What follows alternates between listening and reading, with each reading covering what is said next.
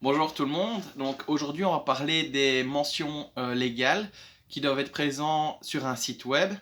Alors il faut savoir qu'à partir du moment où vous êtes des entreprises, donc où vous vendez des biens ou vous prestez des services sur le web, vous devez avoir ce qu'on appelle les mentions légales. Alors les mentions légales, c'est ce qui permet aux gens de vous identifier.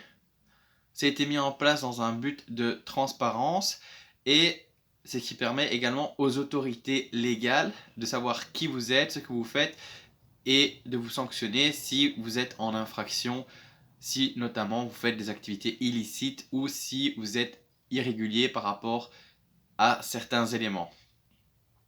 Alors ces mentions légales, je ne vais pas toutes les citer, on ira voir par après comment on les retrouve. Donc ces mentions légales comportent qui permettent de vous identifier, donc en personne physique, nom, prénom et adresse. En ce qui concerne la personne morale, il faudra la dénomination de la société. Donc sauf si on a un magasin de chauffage, ce n'est pas parce que je m'appelle Monsieur Dubois que la société s'appellera Dubois. Il faudra également mettre la forme de la société, SA, SRL, société coopérative, etc. On aura également le numéro d'entreprise, ce numéro donc à 10 chiffres que l'on obtient auprès de la BCE. On aura également le numéro de TVA qui est le numéro d'entreprise accompagné de la mention BE. On aura également tous les éléments de contact de la société, l'email, le numéro de GSM. On aura également tout ce qui est localisation géographique du siège de la société, donc le siège social, et également le lieu de commerce réel qui peut différer du siège social. Alors, si on agit, on y reviendra par après, mais si on agit dans le cadre d'une profession réglementée, il faudra indiquer l'organe régulateur de la société et également les règles déontologiques. Il y a également d'autres notions prévues par la loi, on y reviendra donc par après. Donc, comme je vous l'avais déjà expliqué, lorsqu'on veut faire une recherche, la première chose à faire est de rechercher dans la loi. Ici, l'outil pertinent est le Code de droit économique. Donc, on va voir dedans. On peut regarder la table des matières. Ce qui nous intéresse, notamment nous, on va pas tous les faire, mais un des articles qui nous intéresse, c'est l'obligation d'information et de transparence de l'entreprise. Ici, on clique dessus. Ici, on a l'article 74, donc je le lis avec vous.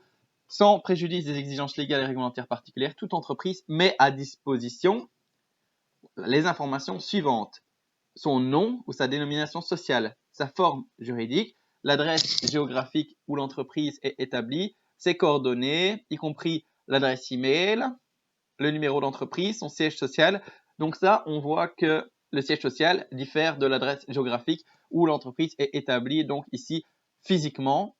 Alors, vous pouvez lire les autres choses. Alors ici, on voit par exemple, en ce qui concerne les professions réglementées, donc on va y venir tout de suite. Donc l'association professionnelle ou l'organisation professionnelle de l'entreprise doit y être inscrite. Alors voilà, ce chapitre est un peu plus large parce qu'on ne parle pas seulement du web, mais aussi ces informations doivent être présentes sur des factures, sur toute une série d'autres choses. Ici, la vidéo étant sur un site web, on va se limiter à ça. Donc voilà, par rapport à la profession réglementée. Donc on va en faire l'exercice par rapport à titre d'exemple à une agence immobilière. Voilà, donc en ce qui concerne l'organe régulateur, donc on regarde une agence immobilière.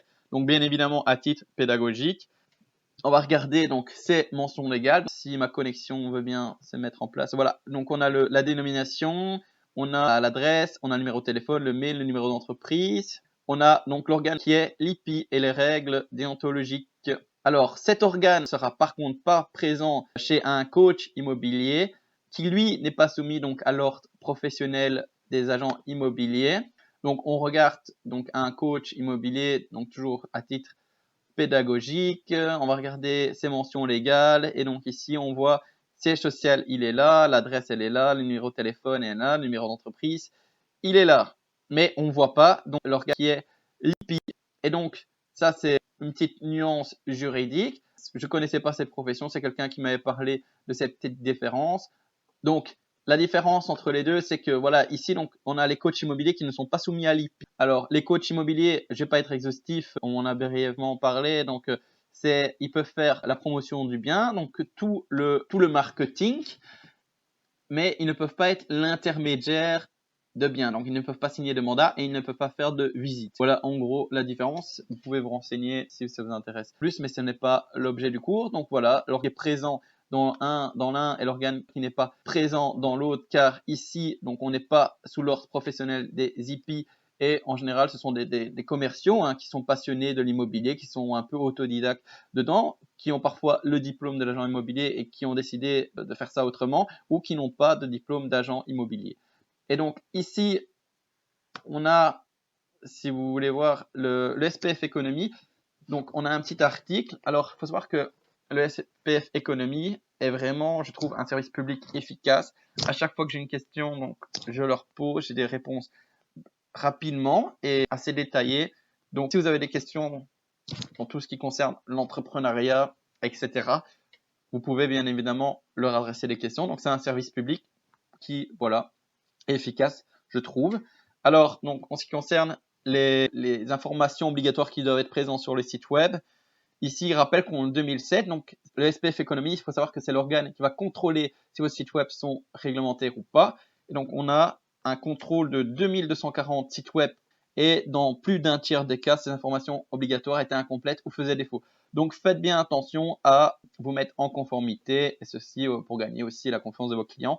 Alors, il rappelle les obligations qui doivent figurer sur votre site web. Donc, ça, c'est un peu vulgarisé. Hein. On a le nom, l'adresse, comme je vous l'ai dit. Donc, je ne vais pas tous les refaire. Hein. Les coordonnées. On a le numéro d'entreprise, l'autorité de surveillance. Donc, ça, c'est, voilà, on a vu l'exemple de l'agent immobilier, vraiment. On a la profession, donc, réglementée, c'est la réglementée. On a le numéro de TVA. Voilà. Et si vous voulez encore aller plus loin, on y reviendra peut-être par la suite dans les prochaines vidéos. Je mets ce lien dans la description de la vidéo. Il faut savoir que le SPF Économie a mis en place un site démo pour savoir ce que vous devez mettre et ce que vous ne devez pas mettre sur un site web pour de l'e-commerce ici. Donc c'est vraiment pédagogique, c'est vraiment bien fait. Donc on a les mentions légales, mais on n'a pas que ça. On a comment respecter la vie privée en matière de newsletter. On a les informations légales à mettre, donc ça on y reviendra peut-être dans d'autres vidéos. Les informations à mettre lorsqu'on veut payer quelque chose. Donc on a vraiment toute une série de choses vraiment intéressantes. Donc je vous le mets dans la description de la vidéo. Voilà, donc c'est fini pour ces petites explications sur les mentions légales. J'espère que ça vous aura plu et je vous souhaite une bonne journée. À très bientôt.